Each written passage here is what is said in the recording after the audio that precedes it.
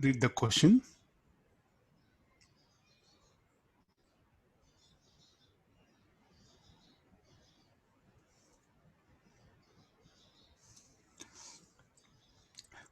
Previous case, we moved the rod with a constant speed u. Now I'm going to move the rod. Rod was given velocity u and released. Now what about here? I'm going to move with a constant speed u.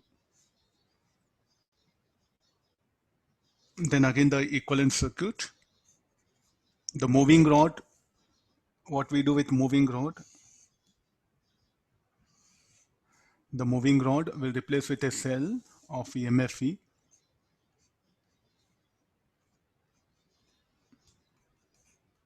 This is a B bar. This is a resistor R, and the induced current here will be in this direction. And how BL force? BL force will act towards left. How to maintain the speed of the rod constant? I must apply some external force, then only possible. An external force must be applied. They should balance BL, then only the speed of the rod will be constant. And where the rod gone, this is a rod. This itself is a rod.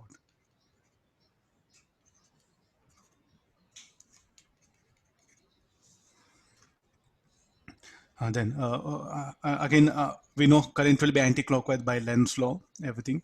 And what is E? E equal to BLU.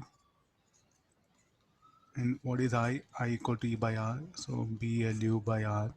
Then external force, how much I should apply, which is equal to BIL. So this will be B BLUR into L.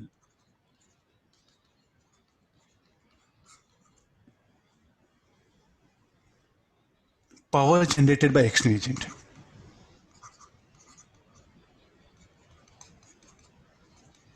F external into U.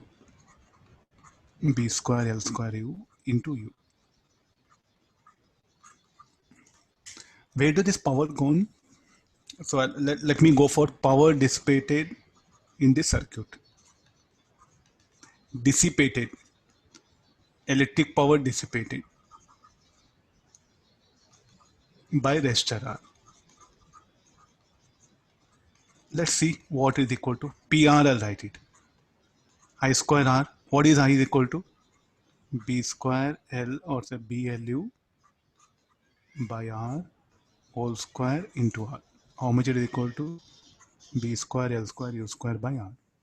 So now tell me, like, you want more power. Power, I think all of you by this time power 10 watt, 20 watt, 30 watt. If you want more brightness, what you should do? You should move the rod with a more speed. That's all it says, no? Or how to increase the power? By increasing the field strength. Or by increasing the distance between rails. Theoretical questions, very dangerous. Students are good in all this mathematics. Suddenly what when they'll bring a problem, they say that for the brightness of the bulb to increase, the field strength should be increased. From how you're bringing all this, the equations are related like this. You see this. The power dissipated in the bulb. The brightness of the bulb depends on PR. The brightness of the bulb depends on what? B. Field strength, length between the rails, and also the speed. If I move with more constant speed, if I move with more uniform speed, then this will have more brightness.